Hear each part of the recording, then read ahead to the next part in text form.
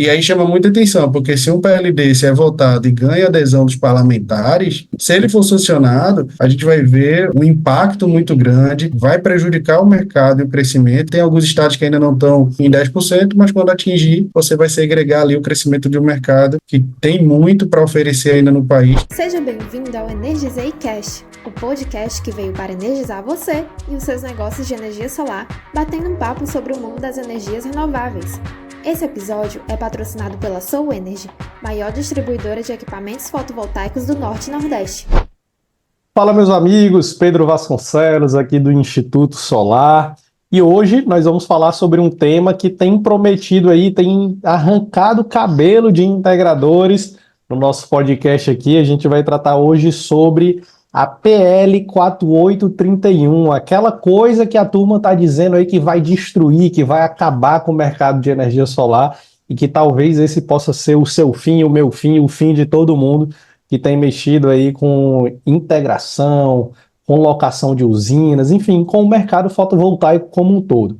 Mas será? Será mesmo que isso é verdade? Vamos entender hoje um pouco sobre esse mundo aqui, sobre essas discussões e para abrilhantar o nosso podcast, enriquecer dentro dessa temática, essa discussão, nós temos aqui o nosso ilustre convidado, Rudinei Miranda, ele que é presidente da Associação Pernambucana de Energias Renováveis, ele é empresário e especialista em gestão de negócios e projetos dos setores públicos e privados, e ele tem experiência aí junto à ONS, Petrobras, o governo de Pernambuco, a Prefeitura de Recife, e também preside as empresas Sunwind Energias Renováveis e a CMOS Brasil. Rudinei, seja muito bem-vindo. Espero que esse papo possa clarear um pouco mais o que é que está acontecendo aí, principalmente no mundo um pouquinho mais político, né? Para os nossos amigos integradores e para todos aqueles que vivem de energia solar e estão se sentindo aí de alguma forma ameaçados por essa PL. Será que é o nosso fim, minha gente? Vamos descobrir hoje aqui com o Rudinei.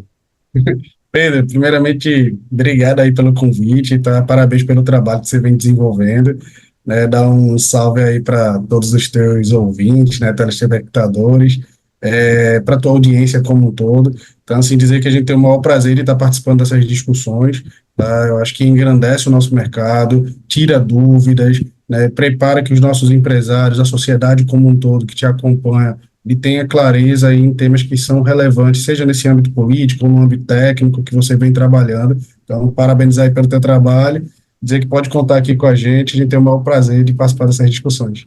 Maravilha, cara. E eu queria primeiro, né, eu e os ouvintes, a gente conhecer um pouco sobre você, se apresenta, como que tu chegou no mercado fotovoltaico, de energias renováveis. Conta aí um pouquinho da tua história.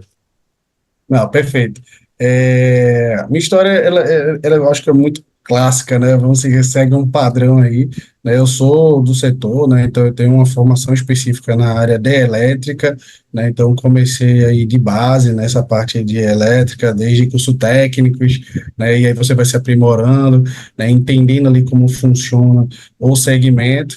E foi quando eu também participei do processo do ONS, que é o Operador Nacional do Sistema Elétrico, e me especializei nessa área, né, de gestão de sistemas de potência, né? Então foi onde ali me atraiu muito para entender como o mercado funcionava, entender a magnitude do que é a matriz, né, energética do nosso país e o nível de complexidade ao mesmo tempo de oportunidades, né, que geraram aí vamos dizer assim, o interesse de estar investindo meu tempo, meu recurso também, né, nesse segmento. E aí é onde surge, né, a Ação de Energias Renováveis, que é uma empresa que trabalha nessa parte de projeto, instalação de usinas fotovoltaicas, tá, de pequeno, médio e grande porte, e posteriormente o CEMOS, que é uma empresa mais recente, né, tem aí 4 anos, e vem muito nessa pegada de OIM, né, então fazer a gestão, monitoramento, casado com o OIM, que é uma pauta também que eu acredito que você deva discutir bastante aqui, que não é só instalar o sistema, você precisa cuidar desse sistema, como qualquer sistema, né, seja um residencial, um de alta complexidade, se você não manter, se você não monitorar e não fazer a gestão da manutenção preventiva, obviamente você vai ter perdas. Então, nesse inteirinho, surge aí as missões junto ao governo de estado, né, governo municipal, né, dentro dessa carreira técnica, eu venho me desenvolvendo e buscando, né, academicamente, essa parte mais de gestão, né, eu acho que todo mundo tem um talento na vida, né, eu sou muito focado aí na parte de planejamento e gestão, é o que eu gosto de fazer, é o que eu me sinto à vontade, e esses desafios me motivam, sejam nos meus negócios enquanto empreendedor, seja em missões públicas, e aí tudo isso começa com o governo do estado, né, sendo ali apoiando gestão pública diretamente mais voltado para a Secretaria de Educação no âmbito estadual, e, mais recentemente, no governo da capital, eu fui convidado e participei um período aí desse governo, depois tive que sair porque começou a conflitar com o crescimento da associação. Eu participei ali também na parte de planejamento do governo, né, do atual prefeito, e a gente conseguiu entregar ali um planejamento estratégico de uma capital. Eu acho que isso aí é muito legal, né, participar disso é muito importante e valida o quanto você tem de conhecimento para agregar numa gestão estratégica.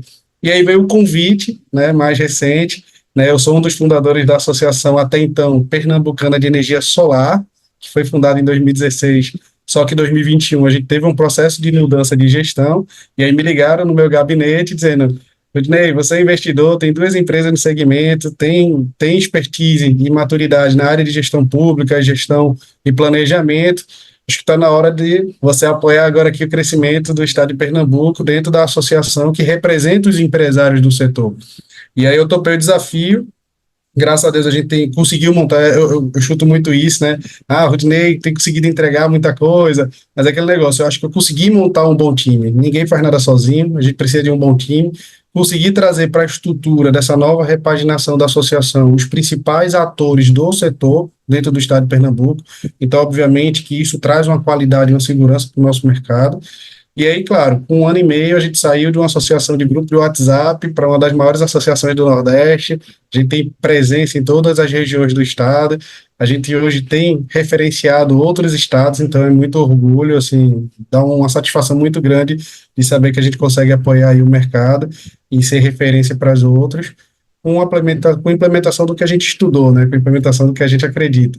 E estar aqui hoje, eu acho que também é fruto muito desse trabalho, né, de você ser referenciado, né, por outros atores a nível nacional, como peça ali que pode contribuir dentro de um todo, né. Eu acredito que ninguém faz nada sozinho, né, o teu trabalho somado a outros trabalhos, o meu trabalho somado a outros trabalhos, fazem com que essa pauta que não é, né, não é, vamos dizer assim, textinho feito, a gente precisa investir em sustentabilidade, a gente precisa, eu tenho uma filha pequena, né, pretendo ter outros filhos, então, assim, ou a gente investe hoje, ou a gente trabalha hoje com esmero, com qualidade, ou a gente não vai ter um planeta ali para os nossos filhos, né, então a pauta é urgente, e a gente precisa defender essa bandeira, sabe, Pedro? Quando eu soube do tema, eu digo, não, faz total sentido, é um tema importantíssimo, a gente precisa levar, e às vezes, assim, precisa levar luz ao tema, tanto para o parlamentar que está envolvido, como para a nossa sociedade, para os nossos empresários, tá? Então, assim, de forma macro, esse é o Rudney, né, ou seja, um entusiasta da área, né, com conhecimento técnico, especialista em gestão, é o que eu gosto de fazer, é o que eu amo fazer, né, estar à frente da associação hoje, dos meus negócios, é o que me faz acordar todo dia, né, empolgado, para fazer as coisas acontecer, e a gente tem trabalhado muito nessa perspectiva, né? Tem que eu não falei, que eu acho que disso tudo aqui, o que é mais importante, né? Sou esposa de Sabrina Miranda, né? Uma pessoa incrível, arquiteta fantástica, profissional assim que eu tenho o maior orgulho de estar junto, aí estar acompanhando junto, e sou pai de Helena Miranda, minha princesa, tá? De 4 aninhos, é uma bênção. Então, assim, de tudo aí que eu falei, priorizando, acho que isso é o que realmente vale a pena, isso é que faz no final do dia a gente dizer assim, caramba, que massa que eu contribuo e que eu tenho isso aqui na minha vida, é isso que eu construo. Então, acho que isso aí é Rudney. Legal, Rodinei. Gostei da finalização aí da apresentação de modo especial, senão a mulher puxa a orelha, aí tem que falar. Tem que falar. E a partir de agora eu também tenho que aprender a me apresentar assim, inclusive, Rodinei. Agora, recentemente, me tornei pai de primeira viagem. Ah, Então, parabéns. Então, tá com 2 semaninhas, minha filha, então daqui a pouco eu também tenho que me apresentar, né, como pai, como esposo. Muito bom. Já sei que você não está dormindo bem. Não, meu sono está uma maravilha. 2 semanas, meu amigo. Você não tá, sei nem como você está de pé essa hora aqui. Estamos aqui na luta, né? É uma temática importante, então a gente precisa enfrentar aí os desafios para estar levando essa discussão aí para a turma. E, cara, na tua fala, primeiro eu queria te parabenizar, né? Eu admiro muito quando o engenheiro, um cara que vem ali de uma perspectiva, uma formação mais técnica, ele toma a decisão de ir para uma atuação um pouco política também, né? Além de empresário, só o fato do cara ser engenheiro e se transformar num empresário, isso já é um salto gigantesco para a formação que a gente já é acostumado a ter dentro da engenharia. Muitas vezes o engenheiro é para ele ir para o campo ou é para ele fazer mestrado e doutorado, né? Sim, Então, quando o cara se destaca para ser empresário, isso já é uma porcentagem assim menor. mínima dentro do campo da engenharia. E quando ele ainda, além do empresariado, vai para o campo um pouco mais político, aí é que a gente conta nos dedos a quantidade dessas pessoas. Se duvidar aí no Pernambuco, deve ter você e mais três que fazem um pouquinho mais, né? Tem a turma ali do CREA e tudo mais. Mas a gente sabe que na frente do todo é um volume pouco de pessoas. Primeiro Perfeito. porque no Brasil existe sempre uma visão muito negativa de quem se envolve politicamente em algo, né? Parece que o cara já foi ali para fazer algo ruim ou apenas em benefício próprio e tudo mais. Então existe um preconceito muito grande na comunidade em relação a isso. Mas Perfeito. eu vejo de forma completamente oposta. Eu acho que você reservar tempo da sua vida para ir discutir pautas que, óbvio, vão sempre merecer o seu negócio próprio, né? Porque, enfim, a gente tem que se defender, mas É, também vai defender ali um bem maior, né? Para outros empresários, outros colegas do mercado, outros profissionais. Então, eu admiro muito, principalmente engenheiros que seguem essa trilha, essa jornada. Eu, particularmente, tenho pouca paciência para ir para o âmbito um pouquinho mais político, mas eu eu. tenho uma curiosidade, até abrindo um adendo aqui, e aí para a gente deixar mais claro, assim, eu tenho uma formação técnica, tá? Como eu expus, eu não sou engenheiro, tá? Eu sou técnica eletrotécnica formado, e aí, como eu disse, eu mudei um pouco do rumo para a área de gestão. Então, quando eu vi que estava na carreira técnica e eu gostava muito, mas eu estava indo muito para a parte de projeto, para a parte de gestão, eu chegava numa obra, eu era a pessoa que ia fazer a gestão do time, eu era a pessoa que ia fazer o planejamento da obra, né, na parte de elétrica. E aí foi quando eu disse, não, pô, vou buscar uma formação específica. E aí eu acabei me formando em gestão de projetos, e depois fiz certificação internacional para gestão de escritório de gerenciamento de projetos, que é a área ali que eu permeei dentro do governo do estado, depois do município. Então, eu não cheguei a me formar em engenheiro, tá? Eu tenho formação técnica, né, que é da área de engenharia, mas não engenheiro especificamente, e a formação de graduação, de MBA, enfim, era mais voltada para a parte de gestão, de tecnologia, enfim, foi as áreas que eu segui. E um ponto que você falou engraçado é porque, assim, eu vejo que é uma diferença, né? Por exemplo, eu costumo dizer que eu não sou político, tá? Eu não costumo muito. Eu sou da gestão pública, porque, assim, eu acho que existe uma diferenciação um pouquinho, né? Tipo, tem o gestor público, que em alguma esfera ele pode ser político ou não, né? E tem o gestor público que ele obrigatoriamente é político. Então tem cargos de gestão, principalmente de primeiro escalão, que ele é diretamente um cargo político pela esfera do cargo em si, né?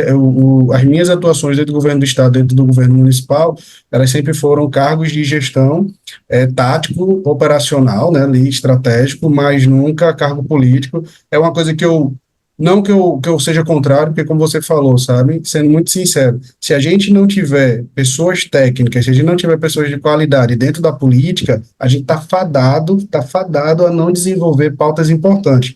Porque quem quer desenvolver qualquer pauta no Brasil, ele tem que ter um parlamentar, ele tem que ter pessoas instruídas dentro do parlamento de quem está votando.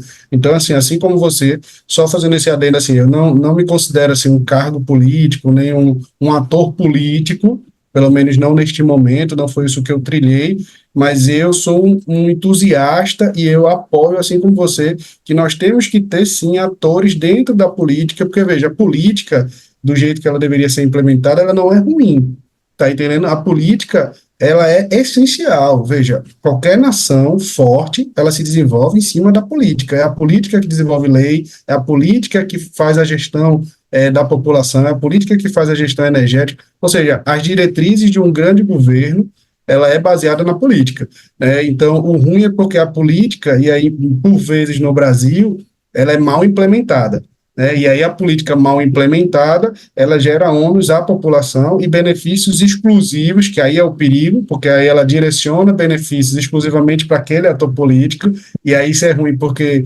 isso gera demérito para a política, né? Mas assim, a gente tem acompanhado, eu tenho acompanhado um movimento muito bom dentro do Brasil, que é de você começar a incentivar a população, e principalmente o empresário, como você falou, para começar a ter um posicionamento político. O Pedro, do Instituto Solar, ele precisa ter um posicionamento político. O Rudinei, da PR Renováveis, precisa ter um posicionamento político. A gente precisa construir pautas e parlamentares que estejam lá defendendo as pautas políticas que a gente entende que são urgentes e necessárias. E entenda, isso não é uma política ruim, isso é a política como tem que ser feita. Se você não constrói um parlamentar que entenda a pauta de sustentabilidade, essa pauta nunca vai ser defendida no parlamento, porque no final das contas, todo mundo pode adorar a natureza, mas quem vai fazer a lei, quem vai protocolar, quem vai votar é o parlamentar. Então, assim, de forma muito madura, né, mesmo eu não atuando hoje com um cargo político, eu tenho sim muita interface e estou buscando cada vez mais interface com os políticos, né, com os parlamentares. Vou até mudar o nome político, o pessoal fica receoso, com os parlamentares, para que eles atuem em prol disso. E se a gente puder construir tecnicamente ou gerencialmente um parlamentar que esteja pronto para representar o setor, nós temos que fazer isso, porque é assim que os outros segmentos, e aí sem dar demérito a nenhum, eles fazem, eles preparam os parlamentares que vão estar puxando as pautas de interesse da população ou dos interesses do desenvolvimento do país. Então, se a gente entende que a matriz energética ela precisa ser desenvolvida com as energias de fontes renováveis, a gente também precisa incentivar os que já existem para dar conhecimento e construir interesse público para que novos parlamentares surjam com esse conhecimento. Tá? Então, só contribuindo aí com a tua fala, porque eu achei muito, muito relevante. Cara, maravilha, obrigado, inclusive, pelo adendo, até para deixar mais claro aqui, né? Em relação à engenharia lá, pelo eletrotécnico, eu acabei Sim, desviando um pouquinho aqui o induz. viés, Eu lhe né? induzi, eu peço desculpas, eu lhe induzi. Mas em relação a até esclarecimento aí para o público, né? Quando eu falo que tu atua, mesmo não sendo político, mas na minha perspectiva, todo mundo que faz um trabalho público, Perfeito, isso é político, não necessariamente o político na palavra que a gente está mal perfeito, acostumado, né? Mas eu acho que toda vez que se eu presido uma associação, essa associação ela fala em nome de um público maior. Se eu perfeito. estou numa esfera prefeitura, estadual, eu estou trabalhando por um bem maior. E na minha perspectiva isso é muito político. Mas é o político bom, né? Que a palavra política, eu Público, acho né? que O ela político público. traz hoje uma coisa assim muito pesada, né? Parece que sempre é ruim. É, Mas eu admiro muito quem trabalha nessa frente por um bem maior.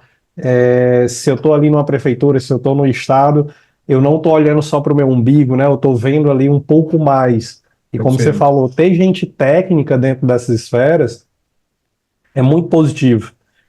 E eu falo isso, eu vou te dar um exemplo muito esdrúxulo aqui de uma situação que eu vi na prefeitura da minha cidade, que inclusive uma colega minha estava trabalhando numa secretaria, ela trabalhava lá na parte de informática, né, essa parte de TI, num cargo até, digamos assim, uma coisa mais coordenação, e esta coitada não sabia de nada do assunto. E aí eu te pergunto, como que alguém É, coordena uma coisa que não entende? E pois aí é é. onde você fala, né? Aquela coisa da política mal elaborada, com algum viés, com Tem alguns muito disso, interesses. infelizmente, né? E Tem quando muito a disso. gente tem pessoas técnicas, de alguma forma ali envolvida ou no Estado ou na Prefeitura, isso é muito positivo, né? A gente sabe que pode confiar ali em alguma coisa. Agora, Isso aqui no finalzinho da tua fala, tu falou um negócio que está relacionado a gente ver muito movimentos políticos e às vezes é em benefício próprio. E eu quero justamente pegar esse ponto para a gente começar a trazer a discussão para a PL 4831. Certo. Porque, cara, aí eu até te falei antes da gente iniciar, né? Eu me coloco aqui no podcast como um ouvinte. Então, Certo. apesar de conduzir a conversa, mas eu faço perguntas, eu jogo posicionamentos de um ouvinte. E como Perfeito. ouvinte, como quem acompanha o mercado, eu ver uma PL dessa me parece algo que está defendendo muito a minoria, né? Me parece algo que está defendendo ali um público muito fechado e muito específico, e a gente vai entrar nesse ponto. Mas antes da gente chegar aqui, eu queria que tu falasse um pouco o que é essa PL. É, realmente é algo que a gente deva se preocupar? É algo que pode destruir o mercado, como a turma está falando? Então, primeiro introduz aí um pouco para quem ainda, porque às vezes a turma só escuta notícias, né, ali e tudo mais, mas o que é de fato essa PL? Então, a PL, né, ela vem de.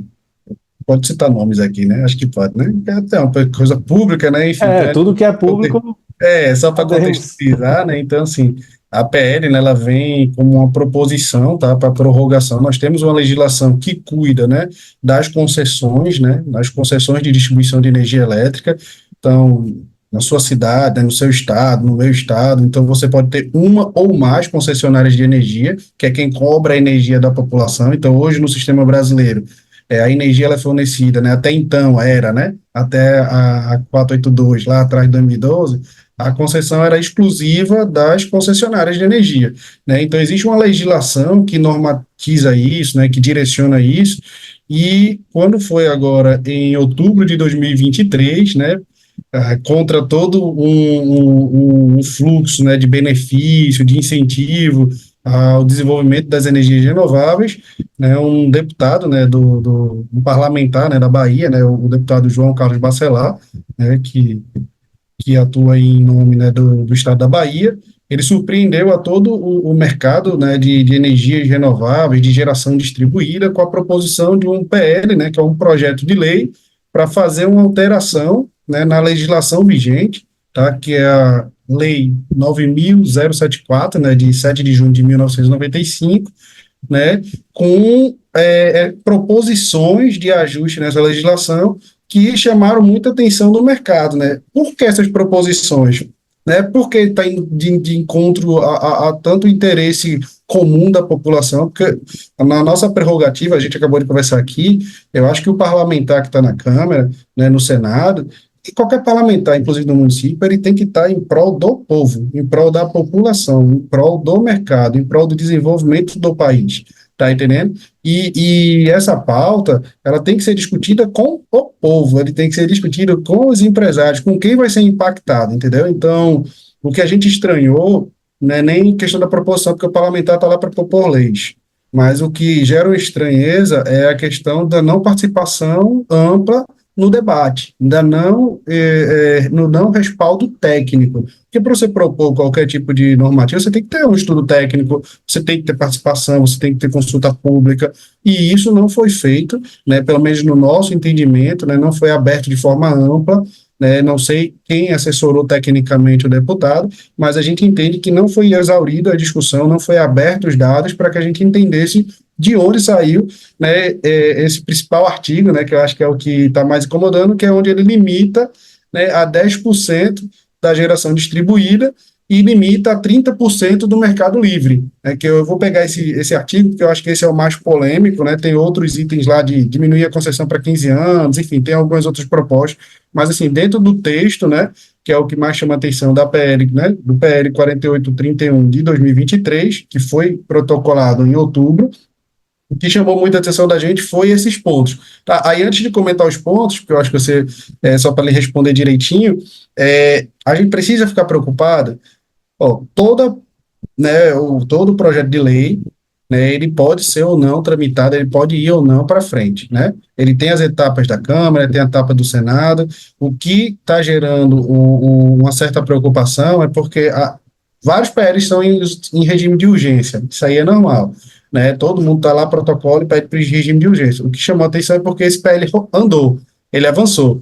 Né? Então, ele começou a ser tratado, as articulações estão sendo feitas politicamente, e aí chama muita atenção, porque se um PLD se é votado e ganha adesão dos parlamentares, ele pode ir para o Senado e pode ser sancionado. Se ele for sancionado, realmente a gente vai ver um impacto muito grande, né? E aí eu não sei se efetivamente o fim, né? Mas a gente vai contar um prazo agora para ter esse fim, porque como ele limita em 10%, é evidente que o mercado, primeiro, muitos investimentos vão sair do país. Segundo, muitos empregos vão acabar. Tá? Terceiro, né, a gente vai de encontro a uma pauta mundial que, inclusive, o Brasil se comprometeu na COP a estar indo em favor e não contra. Tá entendendo? Então, assim, a gente vai entrar um pouquinho mais na pauta técnica do porquê eu entendo que não faz muito sentido essa restrição, né, ou seja, esse limite, mas, assim, acho que sim, preocupa muito. Se esse projeto de lei ele for para frente, vai prejudicar o mercado e o crescimento, e com certeza vai ser aí a gente vai ter uma data contada, né? Tem alguns estados que ainda não estão em 10%, mas quando atingir, você vai segregar ali o crescimento de um mercado que tem muito para oferecer ainda no país, tem muito para contribuir com o desenvolvimento sustentável do nosso país, sabe? Então, é sim alarmante, e o projeto é isso, é um projeto de um parlamentar da Bahia, né, que nós não entendemos todos os subsídios, mas a gente entende sim que ele direciona e beneficia exclusivamente ao mercado das concessionárias. Isso aí é óbvio, é só você ler, ninguém aqui precisa ser intelectual ou jurista para entender. Se ele restringe e ele prioriza toda a narrativa do texto as concessionárias, então é óbvio que ele tem um direcionamento para beneficiar as concessionárias, tá? Inclusive, eu estou aqui com a matéria do canal Solar, né, sobre esse assunto, e essa frase aqui eu acho que ela traduz isso que você acabou de falar, né? E em outubro do ano passado, ele destacou, o deputado, né, que a justificativa desse parlamentar para a apresentação dessa proposta era que o crescimento desses dois mercados, no caso GB e Mercado Livre, poderia ferir de morte as concessionárias do serviço público de distribuição de energia elétrica. Então, eu acho que quando o deputado usa essa frase, que o grande problema é ferir de morte as concessionárias de serviço, ele deixou muito claro que quem ele está defendendo são as Tá? concessionárias. Pedro, desculpa interromper, isso é tão, vamos dizer assim, ou contraditório ou incoerente na minha prerrogativa, que você vê a maioria das concessionárias com subsidiária no segmento, entendeu? O mercado, ele se adequa, entendeu? As concessionárias, elas ganharam, e aí eu costumo dizer, eu sou até contrário, porque a 14.300 ela veio com essa adequação lá da lei, da redação final, mas no final das contas, a legislação permite hoje que as concessionárias elas tenham subsidiários. Eu acho isso um absurdo, abrindo aqui, mas isso é outra pauta, eu acho um absurdo, porque ela mesma aprova os projetos da própria subsidiária, o que é um tema bem polêmico, a gente poderia ficar aqui mais um podcast falando, mas assim, tem como o sistema se reorganizar para oportunizar o mercado, entendeu? Não é segregar o crescimento de uma matriz energética, não é limitar o crescimento de uma energia sustentável. Vamos trabalhar realmente, tecnicamente, em solução. O que a gente mais tem é engenheiro, é gestor, é distribuidor, é gente para pensar em solução. É mais fácil eu limitar e beneficiar o interesse de uma parte do que eu trabalhar realmente para discutir e trazer solução. Eu acho que o trabalho do parlamentar não é limitar, é propor solução. E aí não é uma proposição de solução, é dizer assim, eu não quero trabalhar, eu não quero ter opção, eu vou simplesmente segregar. Aí é complicado, né? Mas desculpa, continue, é só para contribuir aí com a tua fala.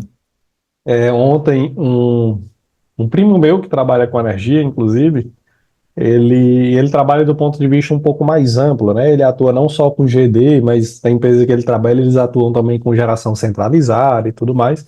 Ele mandou a mensagem, porque a gente tem alguns pequenos investimentos em usinas de locação, né? E aí ele mandou a mensagem alarmado, né? Com o link da matéria.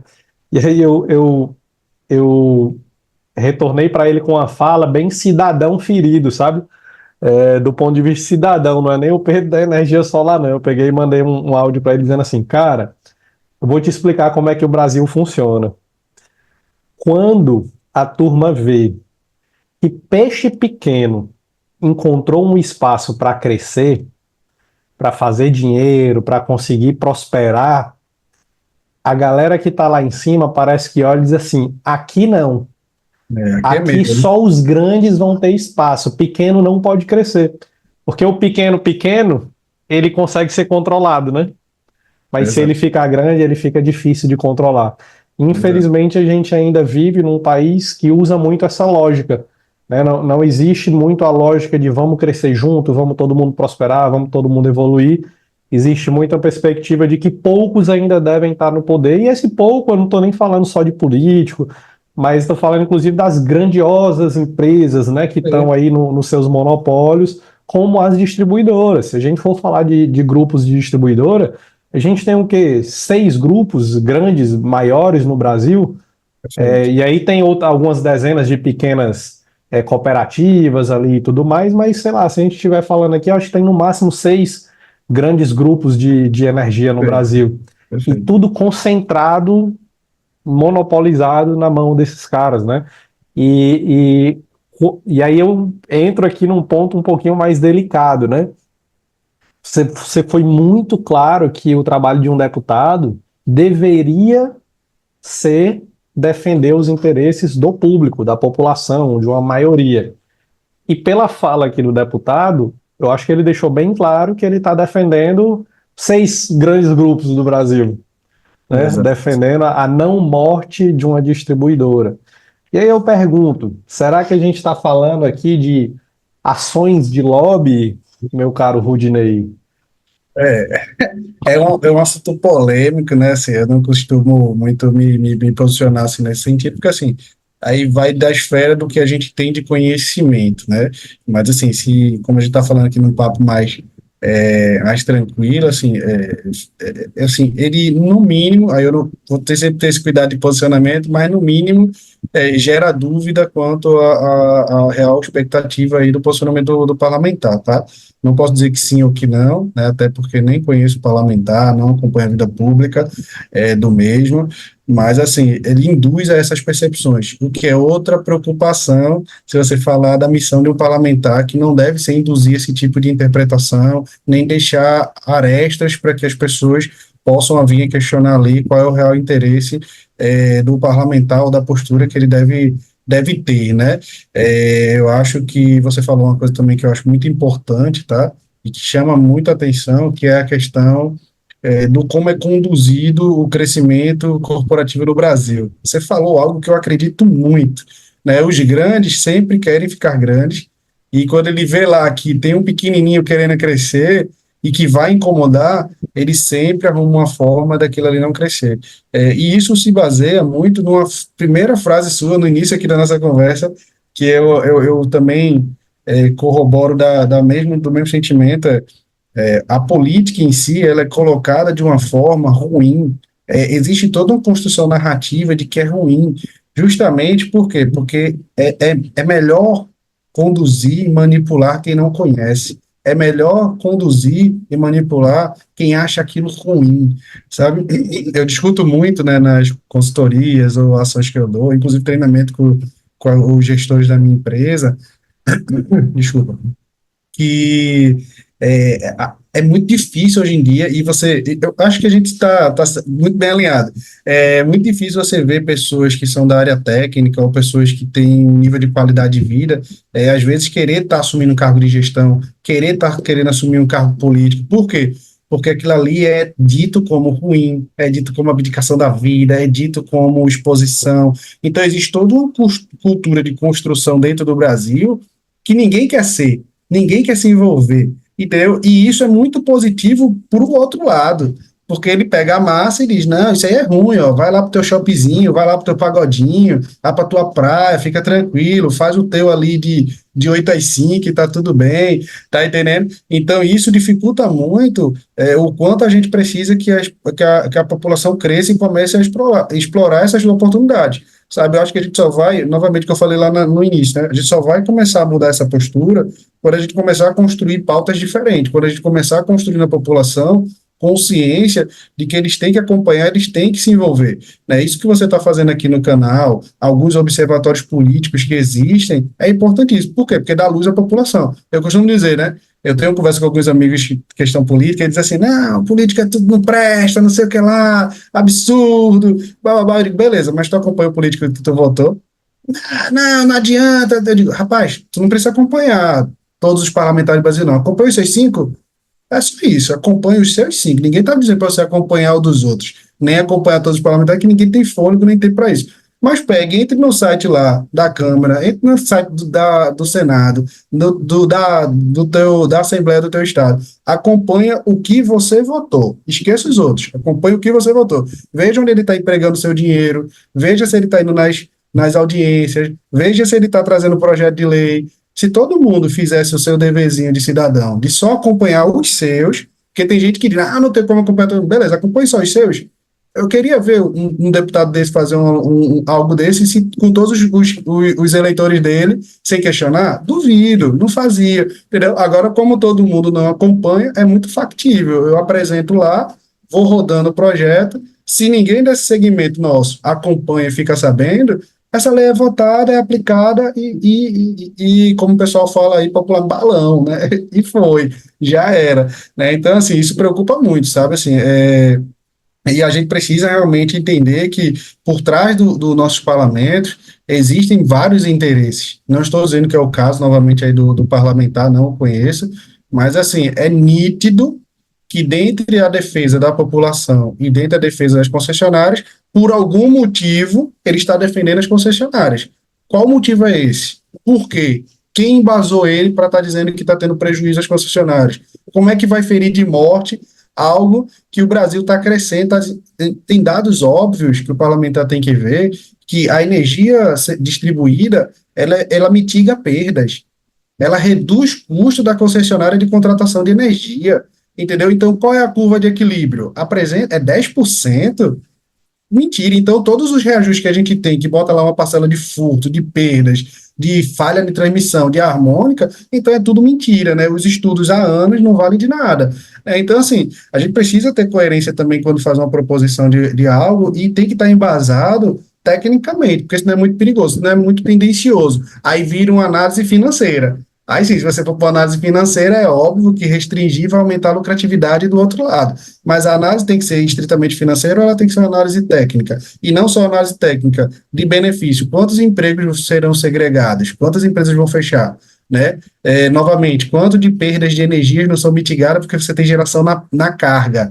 Né? O sistema solar está lá em cima do telhado da empresa, ele gera, ele é consumido instantaneamente, ele aumenta inclusive o nível de tensão na rua toda, porque ele está com geração diretamente na carga. Então, assim, tem tanto benefício técnico, tem tanto benefício, né, econômico, né, e social, que para a gente gera essa estranheza de dizer assim, peraí, o que está acontecendo aqui? Que proposição de lei é essa? E para finalizar aí, né, o que chama mais atenção também é a falta de diálogo. Eu acho que todo parlamentar ele precisa abrir diálogo, ele precisa escutar. Eu não posso propor uma legislação sem escutar ninguém, sabe, Pedro? Isso aí realmente é o que gera aí a estranheza, e aí eu vou deixar aí a interpretação se é lobby ou se não é, mas gera uma estranheza, tá? Com certeza.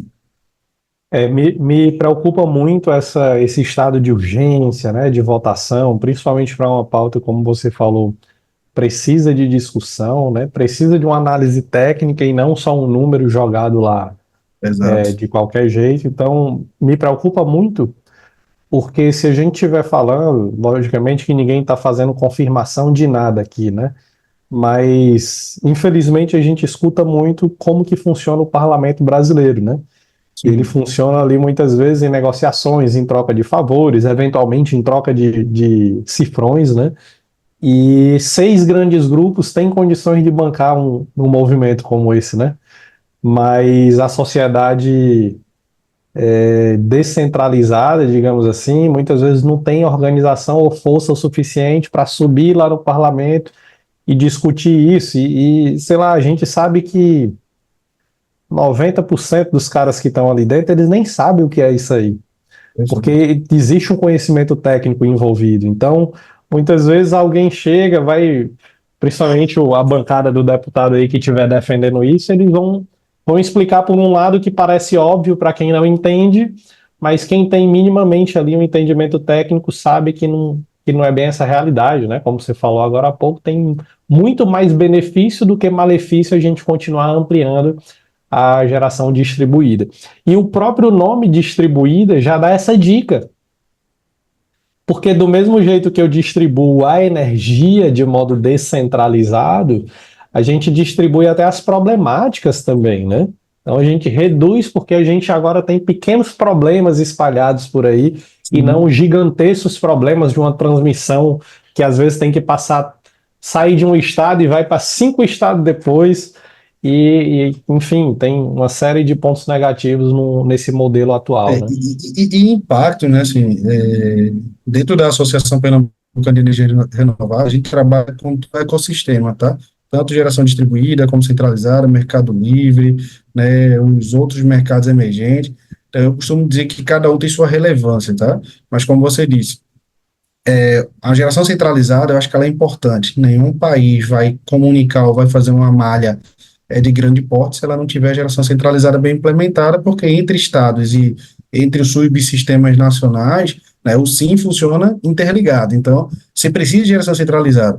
Mas se você falar, né, do quanto você tem de ganho de descentralizar dentro das cidades, que veja, você precisa da centralizada bem estruturada para você poder ter aquele pool de geração apoiando os subsistemas em seus crescimentos, você poder transmitir, né, energia de uma região para outra. Isso é importantíssimo e a gente precisa crescer muito e ainda tem oportunidades gigantes para o mercado centralizado, né? Mas você, dentro das cidades, quando você descentraliza, né, ou seja, quando você distribui aquela possibilidade, você tem vários ganhos. Primeiro, geração de emprego. Segundo, redução de perdas e efetização do quanto você está entregando ali naquela região, porque você tem uma elevação do nível de tensão, você tem geração na carga. Você tem outra coisa que eu acho fantástica da geração distribuída, né?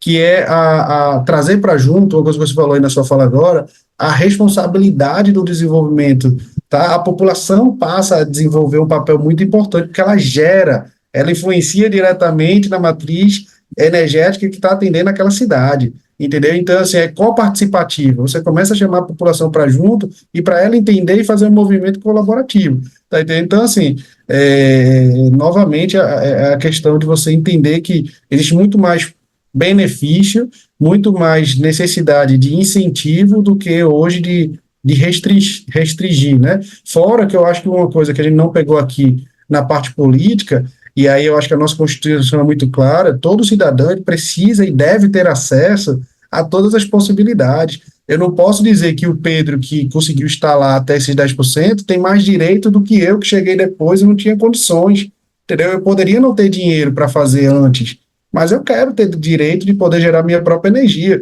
E a legislação, ela restringe essa possibilidade, porque um cidadão que quer instalar sua própria energia, ele não vai poder, porque assim, a concessionária vai poder simplesmente dizer assim, não quero conectar você, ela vai estar respaldada numa legislação. Então, a gente começa a mexer aí também, inclusive, na Constituição, de você dizer assim, você está segregando o direito de um cidadão brasileiro de poder implementar ou não a sua energia, e se outro pode, direitos são iguais. Nosso país, ele gera essa possibilidade do mesmo direito, por mais que a gente saiba que alguns têm mais direitos e poderes do que os outros, infelizmente, mas pela nossa Constituição, todos são iguais perante a nossa legislação, perante o nosso direito. Então, eu acho que outro risco aí do PL é essa limitação, né, sem um respaldo técnico, né, ou pelo menos sem um diálogo, né, como não foi apresentado o estudo técnico, então eu posso dizer sem um diálogo, né, e que segrega, assim, né, além desses benefícios que eu acabei de falar, segrega oportunidades futuras de um cidadão que ainda não investiu nesse segmento não poder mais investir, né? Então, por isso que eu acho que gera muita preocupação e a gente tem que estar muito atento para que ele não passe, né, para que a gente realmente mobilize nossa população, mobilize nossos empresários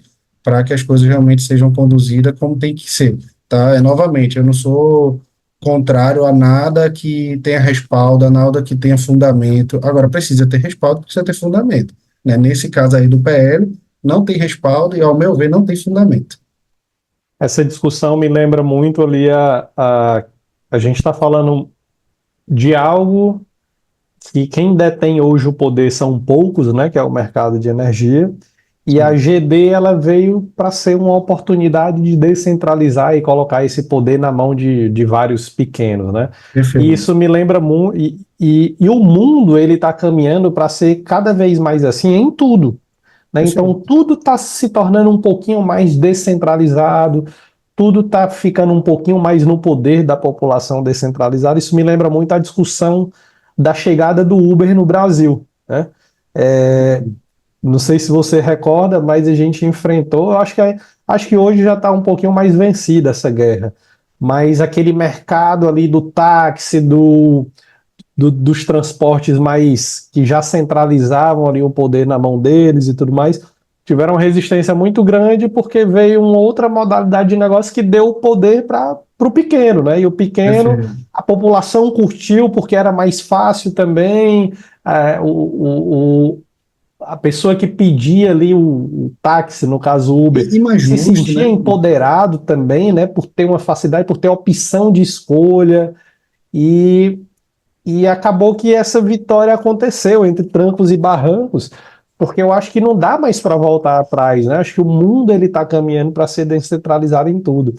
E eu acredito fielmente que o mesmo vai acontecer em energia. Como você estava falando agora há pouco, né? São muitos os benefícios que ter ali uma geração descentralizada e distribuída trazem.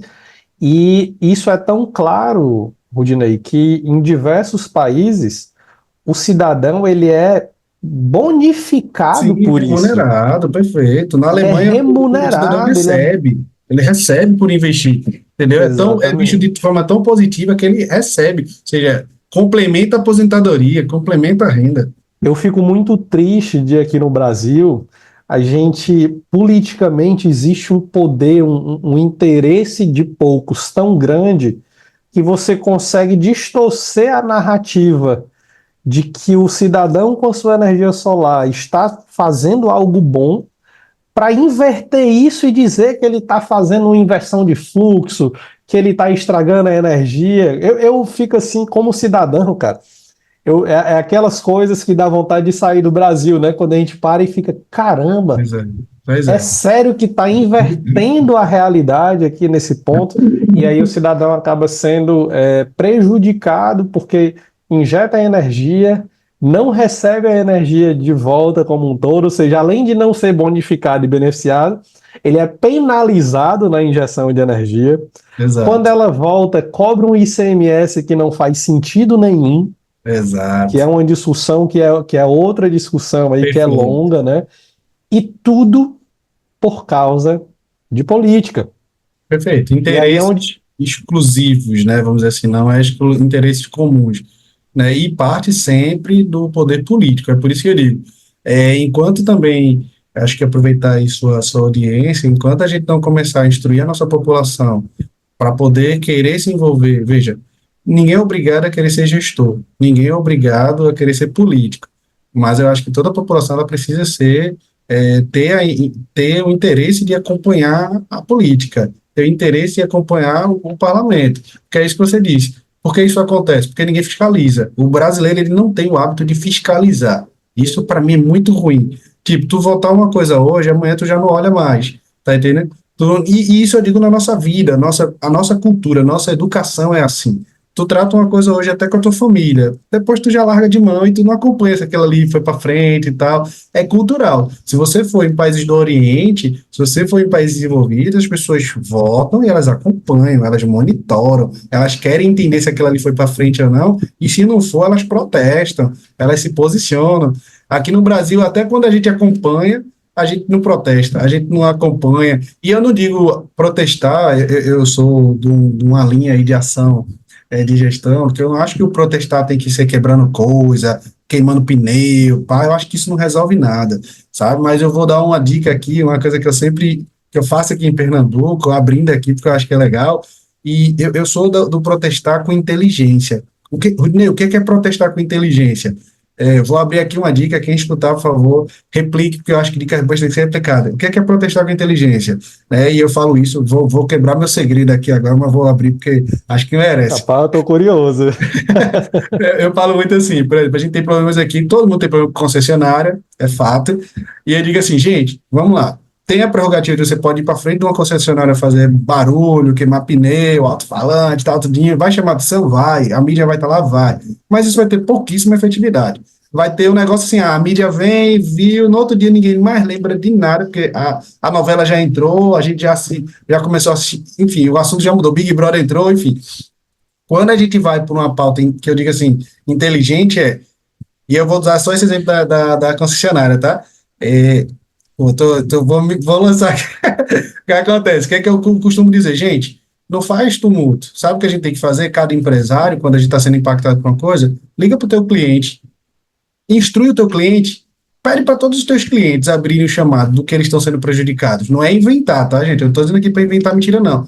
Mas quando você começar a subir 50, 100, 200, 300 reclamações, tu não expôs tua empresa, tu não expôs, porque muita gente tem medo de abrir chamado porque vai expor a empresa. Tu não expôs tua empresa, a concessionária que é medida em cima de desempenho vai subir num dia só 200, 300 chamadas, bicho, eu duvido que meu telefone não toque. Eu duvido. Porque sabe por quê? Porque alguém sabe que alguém está instruindo, que alguém está comunicando, que alguém está fazendo algo. Eu não precisei fazer um oi no alto-falante. Eu não precisei queimar um pneu. Eu precisei instruir. Eu precisei comunicar. E aí você sobe 500 e 600 chamados para alguém que não tem nada registrado. Pedro, isso é conflituoso. Isso chama atenção, porque sabe o quê? Aí você vai mexer no bolso, você vai mexer em indicadores. Porque são os indicadores de medição que penalizam os concessionários. A ANEEL pega esse indicador. Entendeu? Então, eu costumo dizer assim, a gente precisa começar a parar de ser baderneiro e olhe que entenda, a baderna, eu vou usar o termo baderna, mas com todo cuidado, a baderna, assim, eu acho que o movimento, ele tem que existir, veja, existem ocasiões que a gente tem que ir para a rua, a gente tem que brigar, a gente tem que chamar atenção, e é aquele movimento que é o gatilho. Esse gatilho tem que existir, eu não estou sendo contrário de forma alguma, eu acho que tem que existir, mas ele por si só não vai ter efetividade nenhuma. Então você tem que associar o movimento que chama atenção, que impulsiona, que vai para a mídia, e você tem que casar com uma estratégia em paralelo, contínua, de instruir e capacitar a população. Aí sim, aí você entra no jogo, porque no final das contas o que vai bater na ponta lá é a população instruída. O que vai fazer o deputado ir para frente ou não é ninguém está apoiando ou ele ter 2 mil, 3 mil, 10 mil eleitor dele reclamando. No outro dia ele cancela. No outro dia ele cancela, porque quem direciona a política brasileira, como qualquer política, é a massa, é a população. Só que se a população não é acionada, se a população não sabe o que fazer, ou ela não é instruída nem direcionada, ela não vai se posicionar. Se ela não se posiciona, obviamente, quem sabe, quem tem o poder, quem tem o caminho, vai fazer, como o pessoal diz, vai nadar de braçada, né? Não tem nenhum obstáculo. Então, assim, contei meu segredo aqui, agora, né, a Energia Pernambuco já sabe. Então, me liguem antes. Não deixe, me liguem antes. Mas é aí. Cara, é sensacional essa sugestão, inclusive até falar para a galera aí, para os outros estados, né, para quem tem suas associações, eu acho que essa forma organizada, ela realmente chama muita atenção, né? Então, junta ali, inclusive aqui no Ceará, por exemplo, outro dia no final do ano passado, a gente fez um evento, né? E aí um colega transtornado chegou, puxou eu e o presidente lá do sindicato aqui do estado Isso de de energia. energia e transtornado disse, cara, olha essa situação, não aguento mais, concessionária, assim, assim, assado e tal, e tarará. E aí a gente instruindo, né, que a gente tem que fazer esse papel da reclamação. E fica aí uma dica para turmas fazer união, né? Às vezes o mercado se conhece, às vezes de repente organizar ali um dia D, né? O integrador chama ali 5, 10 integradores amigos e galera, vamos todo mundo instruir os clientes, dia tal, tal hora, porque essa chamada de atenção ela é fantástica mesmo, assim. Eu acho que a Olha, gente tem que pressionar aonde dói, né? E se os perfeito. indicadores vão doer, então eu acredito que esse é o caminho mesmo. Assim, isso é tão verdade, tá? Que a gente já teve alguns casos aqui de faturamento de medição, tá? Só para você ver que isso é um caso real. Eu estou dando uma dica aqui que funciona. né? Então, assim, o pessoal errou aqui um ciclo de medição, e como a gente já instrui aqui os nossos associados a abrir chamado, nem todos abrem como eu gostaria que abrissem, mas muita gente reclama em grupo de WhatsApp, mas não atua, né? Então isso é muito, muito ruim. Mas quando a gente conseguiu instruir, ter uma força lá, o pessoal me ligou e eu vi que isso funciona. Porque me ligaram, Rudinei, a gente está tendo um aumento aqui de chamadas. Aí, não, sou eu que estou instruindo a abrir, porque a gente não está tendo retorno. Então, veja, tem uma falha. Não, foi uma falha de sistema, peça para ligar para a gente, não abra chamado, não, que a gente está aqui para atender. Entendeu? O discurso é sempre esse, não abra não, porque o chamado, ele bate no bolso, ele bate no indicador, ele vai como um indicador negativo para a ANEEL e você consegue fiscalizar, porque a ANEEL audita isso. Quando você faz uma manifestação, ela é importante para comunicar, ela é importante para dizer o desconforto.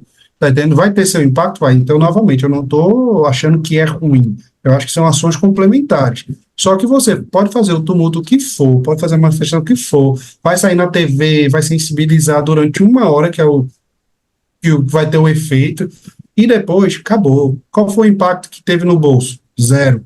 Quando você faz uma mobilização dessa articulada, o impacto vai ser no bolso, porque você está mexendo com indicadores, você está gerando evidências de que o sistema não funciona, você está começando a instruir. Então, acho que a gente precisa começar a trabalhar nesse sentido, de complementação. Pode sim, deve ter a chamada de atenção, mas trabalhar às vezes no miudinho, né, na instrução, tem seus benefícios. E aqui a gente tem buscado atuar dessa forma, com muito respeito, lógico, novamente. Eu acho que o perigo disso, e aí eu estou tendo muito cuidado, por É favor. utilizar o direito, né? Que isso é um direito, então. Eu não vou articular uma campanha nacional ou entre ações para inventar, para criar chamada por criar. E isso não é uma coisa que a gente aprega aqui, nem é uma coisa que a gente está incentivando. É pegar um caso real que está acontecendo em massa e instruir que essa massa, em vez de ficar lá concentrado falando no WhatsApp, ou um ou dois empresários reclamando, abrindo lá chamado, instrua quem está sendo prejudicado, que no final das contas é o cidadão. Porque a ANEEL, a concessionária, o parlamentar, ele precisa saber que quando o empresário está reclamando, quem está reclamando atrás dele são milhões de pessoas que estão sendo prejudicadas, são milhões de empregos que estão sendo prejudicados. Só que o parlamentar ele não consegue ver isso, entendeu? Entendo, quem motiva um parlamentar, quem motiva a política pública é a população, ele está ali, inclusive, porque foi ela que votou nele. Então, se foi ela que votou nele, se é ela que está sendo impactada, nós, enquanto empresários desse setor que é muito novo, a gente precisa começar a ter maturidade nisso. Vamos fazer com que a população fale, vamos fazer com que a população reclame. E aí, quando esse indicador vier, a gente tem como dizer aqui, ó, parlamentar, estou aqui com 10 mil chamadas, tá, não atendidas, estou aqui com 50 mil reclamações, ANEEL, alguém vai ter que tomar providência em cima de números, entendeu? Ou então a gente tem indicadores para mostrar que não está tendo ativação política, nem gestão como deveria se ter. Então, eu acredito muito, muito nesse formato. Você não vai me ver muito em manifestações, mas você vai me ver atuando bastante.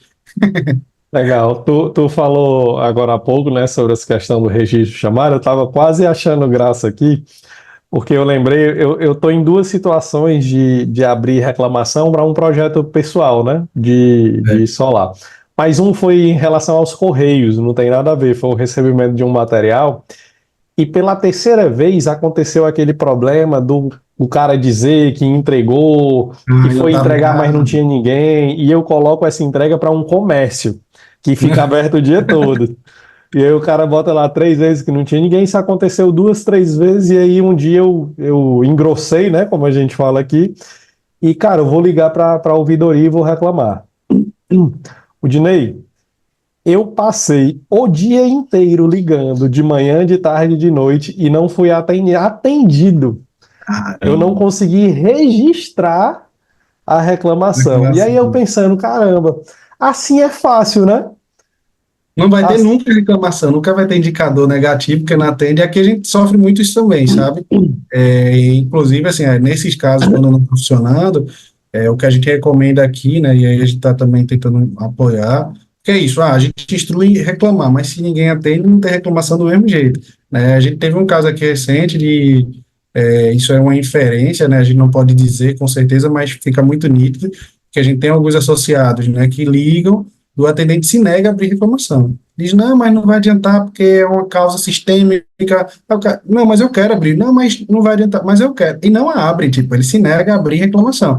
E aí, inclusive, a gente agora está instruindo a gravar a ligação, até porque a ligação é gravada, se gravam de lá, a gente pode gravar. Eu digo, ó, comunica que vai gravar a ligação, a pessoa lá comunica que está gravando, você pega o áudio e dá de subsídio para a associação para a gente abrir um comunicado extrajudicial e até pensar em uma ação articulada, porque é cômodo, né? Você não abre reclamação, você não tem indicador negativo.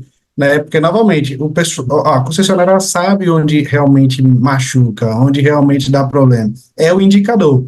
É o indicador que é avaliado pela ANAEL, é o indicador que é avaliado no período de concessão. É por isso que eu digo, pode fazer a manutenção que for, mas o que vai ter efeito é a reclamação. E o brasileiro, ele é desacostumado a reclamar, tá entendendo? Ele não é, não, pô, não vai adiantar, porque o que eu mais escuto aqui é isso. Ele Não vai adiantar reclama onde não mesmo. adianta, na verdade, né?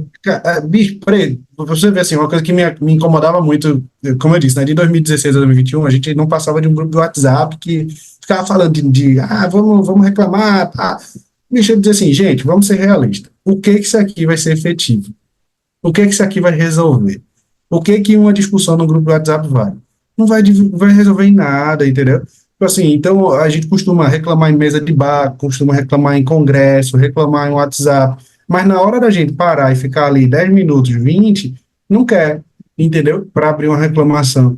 Não quer, porque diz, não vai ter efetividade, não vai acontecer nada. Só que se a gente começar a entender que aqueles teus 10, 20 minutos, somado com 10, 20 minutos de todo mundo, e todo mundo conseguindo abrir, vai subir 1.000, 2.000, 3.000 reclamações, isso vai ter efetividade sim, porque a concessionária vai ser penalizada no bolso. Quando entra na questão de dinheiro, não conheço um que não vai buscar dialogar, que não vai resolver, entendeu? Porque você bateu no bolso, o que funciona em qualquer segmento, e eu digo enquanto empresário, quando bate no meu bolso, eu corro ali para ajustar um processo na minha empresa, porque está prejudicando a empresa. Se bate no bolso em qualquer empresa, e a Neo Energia, a Equatorial, CPFL, qualquer distribuidora Enel, todas têm dinheiro envolvido, todas têm lucratividade. Então, se bate no bolso, todas vão querer dialogar, todas vão querer sentar para chama os presidentes de Estado, peraí, vamos conversar com esse pessoal aí, o que está acontecendo? Vamos mediar, vamos botar um cronograma, vamos fazer a coisa acontecer. Só que falta muito isso. O brasileiro é acostumado a reclamar, mas ele não é acostumado a atuar. Novamente, a questão do político. Quantas pessoas você conhece que acompanham algum observatório político? Se você conhecer aí, sei lá, 10 é muito. Eu ainda acho que é muito, que você não deve conhecer. São pessoas que estão ligadas. Veja, a maioria das cidades, a maioria dos estados possuem, para quem também não sabe, observatórios, sites de observatórios políticos. Só você botar no Google, Observatório Político de São Paulo, Observatório Político de Pernambuco. E você entra lá e você vai ver se o parlamentar, vai ver tudo o que ele está fazendo. Quantos aqui fazem? Nenhum, entendeu? Agora, quantos reclamam? A população toda reclama. O político não presta, não faz nada, tá aí o buraco, não sei o que lá. Tá aí, e tu tá fiscalizando ele. Tu tá vendo onde tá indo o teu dinheiro? Não, não tá, entendeu? Aí é paciência. A gente realmente é muito difícil hoje no Brasil você ir contra, né, instituições fortes e que trabalharam décadas para construir um sistema cultural, educacional, onde a população ela se sente cômoda reclamando e jogando a culpa nos outros, né, e não atuando. Isso é cultural, tanto é que você vê que aquela população que vira empresário, que vira gestor, ela vem com a mesma cultura. Eu reclamo, eu me posiciono, mas eu não fiscalizo, eu não reclamo formalmente. Aí, como não tem indicador, não tem dado, eu costumo muito dizer assim, pessoal, presidente, às vezes tem alguma polêmica aqui, né? Presidente, a gente precisa atuar com a concessionária. Eu digo, beleza, me dá os dados. Aí fica tudo rindo. Eu digo, não, eu não vou me prestar a uma reunião ou a reclamação que eu vou chegar, o pessoal vai dizer, tá, beleza, mas não tem nenhum, ó, o indicador aqui tá zero. Pra gente não tem nenhum problema. Nossa, que inédito, eu nem sabia que estava acontecendo esse problema em Pernambuco. Lógico que eles sabem, mas qual é a evidência que eu tenho? Aí você vai vendido, né? Aí eu digo, não, aqui pelo menos eu não estou nesse nível de maturidade para estar passando esse nível de constrangimento, não. Eu vou com indicadores, eu vou com dados. Né? Eu acho que a gente tem Cara, que para isso. legal. Ontem, até complementando esse exemplo que eu te dei dos Correios, né? Eu tô com um problema aqui com a concessionária local, que já vai fazer 5 meses. Ixi, E aí tem dezenas e dezenas de protocolos já.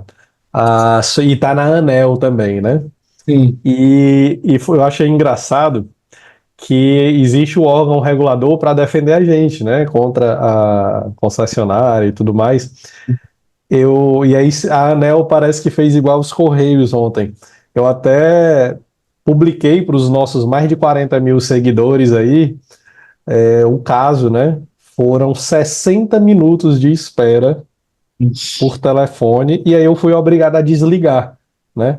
Eu deixei os 60 minutos que eu queria ver até onde ia, mas depois dos 60 eu já não tinha mais tempo para ver, não. O celular estava aqui do lado, eu Precisava usar, trabalhando, né?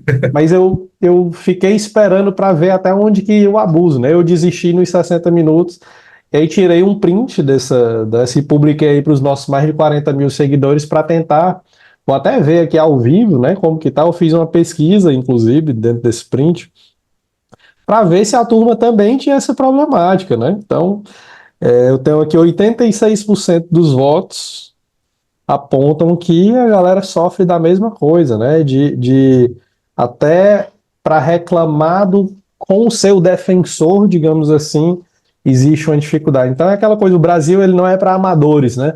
Às vezes a gente começa ali na concessionária, vai para um ANEEL, mas infelizmente a gente ainda tem uma cultura muito grande de judicializar tudo, porque às vezes um caso simples não consegue ser resolvido numa esfera mais simples, mais prática.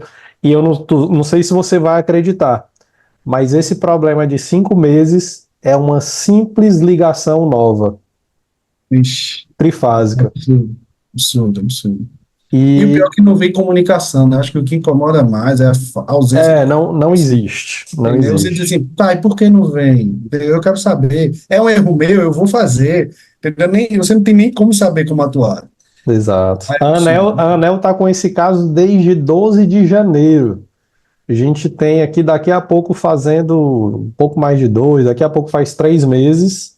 E é isso aí, é uma realidade que a gente enfrenta, né? Vou lhe dar uma outra sugestão que pelo menos funciona aqui, tá? E aí eu acho que isso pode lhe dar um respaldo. E você me disse que funciona. Entre com a ação extrajudicial, né? Tu pede para um advogado, um minutar, enfim, tu entra com o caso com ação extrajudicial e pede para endereçar diretamente ao jurídico da concessionária. Geralmente, como eles sabem que isso vai se desdobrar num processo judicial, geralmente eles ligam e resolvem de forma mais instantânea, tá? Assim, também tem dado aqui, certo, que aí ele veio, opa, protocolou, algum advogado lá vai ser obrigado a assinar, porque ele responde juridicamente pela concessionária. E aí é um caso que você não deveria precisar ter que acionar, enfim, mas é um primeiro estágio para você dizer assim, ó, vou judicializar, tenho razão, tá aqui os protocolos, tá aqui os prazos.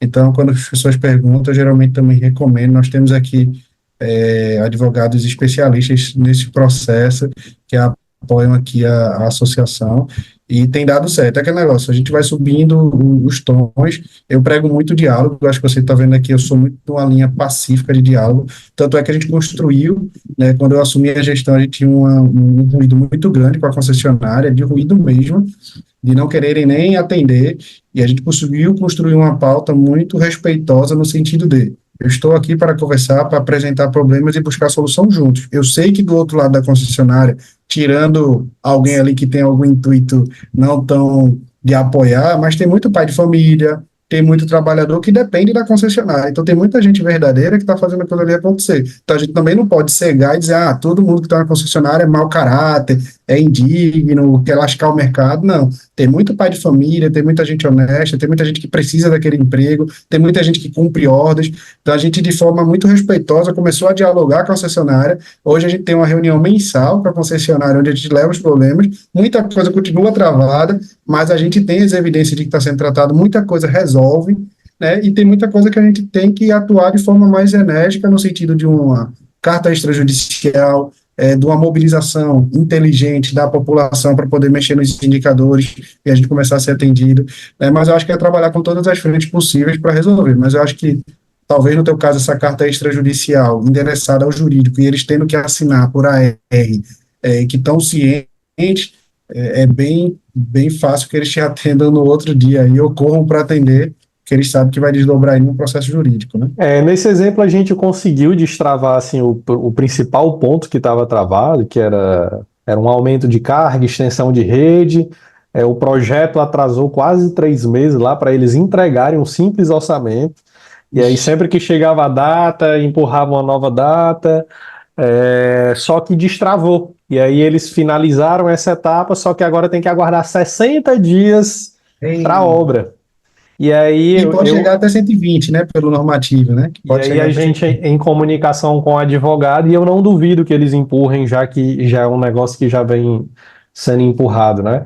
E aí eu conversei com o advogado, diante das circunstâncias e de ter destravado para já o orçamento, destravou. E agora tem que aguardar os 60 dias, ele sugeriu chegar no dia 61.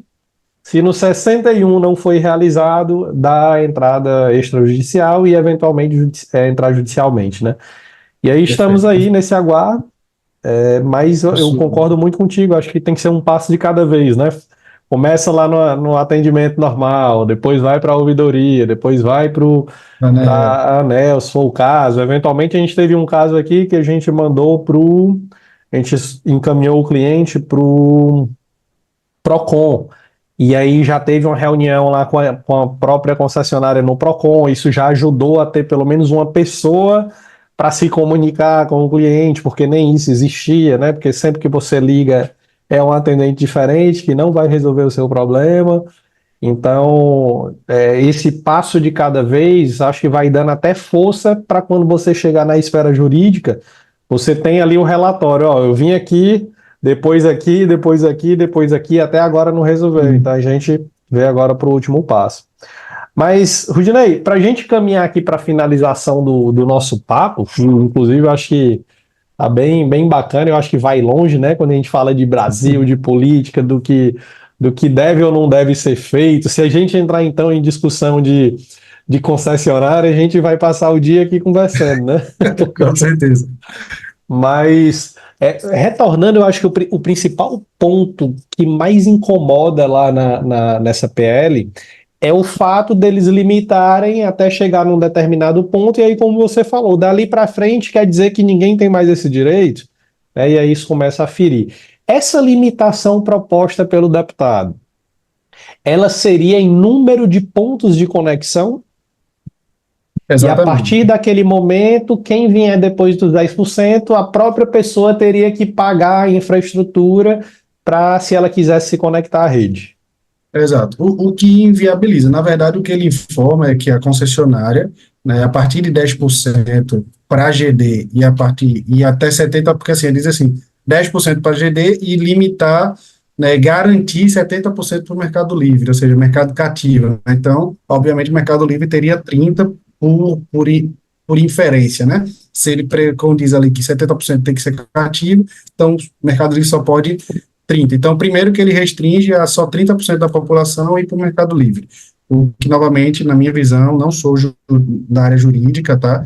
Então, se eu estiver falando alguma coisa errada, alguém me corrija, mas eu entendo que fere a Constituição, porque você vai limitar o direito de outras pessoas a ter o mesmo acesso que alguém que chegou antes porque tinha dinheiro, porque tinha alguma coisa se beneficiou. E a gente sabe que, infelizmente, vai acabar segregando para quem tem mais poder, para quem tem mais dinheiro, que é quem vai poder fazer. E, novamente, a população menos favorecida ou que não tem tanto acesso vai ser prejudicada, porque ela não vai ter recurso para fazer tão rápido. Então, entra quem tem dinheiro, aí, novamente, você cria e querendo ou não, intencional ou não, você cria uma segregação de faixas aí econômicas, o que já não é legal. Não estou dizendo que foi intencional, mas você faz isso naturalmente porque quem vai ter recurso.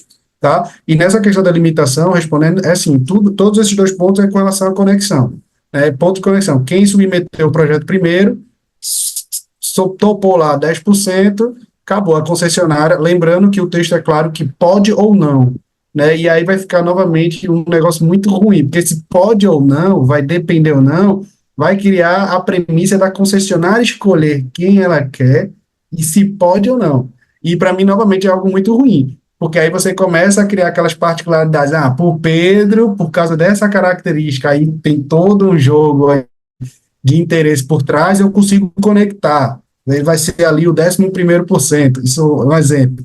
O Rudinei pô, talvez não consiga, a minha rede aqui nessa região não pode, está com problema. Então, quando o texto fica muito subjetivo, é muito perigoso. Porque ele diz assim, a concessionária poderá ou não aceitar. Aí já é complicado, né? Você já começa a dizer assim, e quando é que ela pode ou não? Vai ficar qual é o parâmetro técnico para a concessionária dizer assim, eu posso para o Pedro e não posso para o Rudinei? Você deixa subjetivo, porque a legislação ela deixa subjetiva. Então, esse é um ponto de análise. O outro, ela limita, assim, pontos de conexão, e aí, como você disse, como é que eu vou fazer para conectar a minha usina se eu não estou com autorização para conectar a rede de concessionária? Mesmo que eu entenda que o concessionário, não ficou muito clara essa leitura para mim, mas mesmo que eu consiga fazer a minha rede, é questão de conexão, entendeu? Então, você não vai poder fazer, você não vai poder conectar, mesmo que você tenha dinheiro, queira fazer toda a rede elétrica, você não tem, porque você tem que conectar na rede da concessionária, entendeu? Não tem como você não fazer isso. Ou seja, o que ela está dizendo é, ó, eu não consigo mais fornecer, a não ser que você vai fazer uma rede de transmissão, distribuição, transmissão, até chegar na geradora hidrelétrica, para você ficar compensando. De noite ela manda diretamente para você, e de manhã você manda para ela. O que é inviável para qualquer tipo de sistema de gestão energética do Brasil, né? Você sempre vai depender das concessionárias. E você criar uma sub-rede, imagine, um poste do teu vizinho, um poste de uma concessionária e o seu poste do lado, criando uma rede paralela. Isso não vai funcionar, né? Então, assim, a gente realmente tem que trabalhar em soluções para que esse projeto de lei não seja implementado. Eu acho que é o posicionamento de Pernambuco, eu posso falar em nome da Associação Pernambucana de Energias Renováveis. Nossos empresários não concordam, eu, enquanto referência aí dentro do segmento, não concordo. Eu acho que do jeito que foi desenhado o projeto de lei, está mal desenhado, desculpa é o parlamentar, mas é a verdade, está mal desenhado, foi mal dialogado, mal contextualizado, tá? E ele vai gerar um ônus para nosso desenvolvimento energético. Então, se a gente for pensar no desenvolvimento energético do país, no desenvolvimento energético que a gente precisa para que o nosso país continue crescendo, para que as nossas cidades cresçam, o projeto não faz nenhum sentido. A gente precisa, sim, sentar com o parlamentar, ele precisa abrir espaço para sentar com especialistas do segmento e tentar redesenhar aí, tentar, inclusive, apresentar o que ele está tanto defendendo aí junto às concessionárias, que apego é esse tão grande às concessionárias, aos prejuízos que vão ser gerados à concessionária, porque a gente precisa dialogar. Eu acho que não dá para entregar um projeto dessa forma, segregando possibilidades, né, reduzindo aí investimentos na população, muito pelo contrário, o pensamento tem que ser contrário, tá? Novamente, cadê o estudo, né? Cadê os dados técnicos? Cadê o embasamento que limita em 10%? Por que em outros locais do planeta não é feito isso e só o parlamentar está com a razão de limitar, né? Eu trouxe um dado aqui, né? Não sei se você acompanhou recentemente, o ONS lançou aí o dado que 92%, né? O consumo instantâneo do país, né? Em determinado momento, esses dias, ficou 92%, né? Quase 100% do consumo instantâneo do país veio de fontes renováveis. Isso é muito significativo. Isso mostra que a gente está no caminho certo. Eu conheço referências no segmento que dizem que nós, no Brasil, estamos no caminho de que outros países desenvolvidos almejam estar, querem estar e não conseguem. Então, poxa, vamos, porque quando a gente está numa coisa boa, referência para os outros, a gente não investe nisso. A gente quer ser o quê? O país que é subdesenvolvido, as coisas ruins a gente deixa prosperar, as boas a gente quer limitar. Não, a gente tem que prosperar as boas, poxa, a gente tem muita coisa boa. O país, o Brasil, ele pode ser um vetor mundial, não é só nacional, pode ser um vetor mundial para a transição energética, tá? Pode ser um vetor mundial para a transição energética, pode ser uma referência, né, para todo o planeta, né? Pode usar toda a nossa potência de fontes de energias renováveis no Nordeste, principalmente, para ser referência de sustentabilidade no planeta, para ser referência de crescimento energético com fontes alternativas. Então, assim, aqui fica o apelo para o parlamentar, se esse vídeo chegar nele, né, que ele reflita aí sobre o que ele está propondo, né, que ele chame a gente para dialogar. Eu conheço o presidente aí da ABS, né, o Marcos, né, que também é presidente da Associação Bahia, né, de Energia Solar, altamente capacitado e pronto para dialogar, né? A gente tem, você falou na questão de unificação de ações, a gente está articulando, isso aí também pode ser pauta para outro momento, a gente tem trabalhado aí nos últimos meses para unificar ações entre estados, tá? E nós já temos aí um conjunto de 10 a 11 estados que estão trabalhando em conjunto em algumas pautas. Então, tem Bahia, Paraíba, Sergipe, Rio Grande do Norte, Maceió, Amazonas, Amapá, Minas Gerais, Mato Grosso do Sul, tem uma galera massa, Pernambuco, e se reúne aí de 45 em 50 dias para poder discutir pautas importantes, para a gente poder tentar padronizar ali o que a gente está fazendo para o crescimento da nossa matriz energética, tá? Então, acho que essas seriam minhas considerações finais aí, né?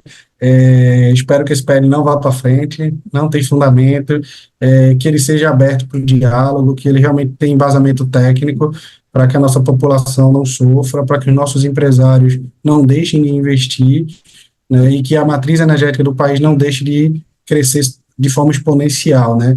Investir só na geração centralizada não é o caminho, é um caminho importantíssimo. Defendo aqui a bandeira da geração centralizada, acho que tem espaço e tem necessidade, mas eu também defendo aqui que tem muita oportunidade ainda para geração distribuída. Só trazer um último dado aqui, se você me permite. Pernambuco, a gente tem um bom trânsito, obviamente, apesar de às vezes não ser atendido, mas nós temos um bom trânsito na energia.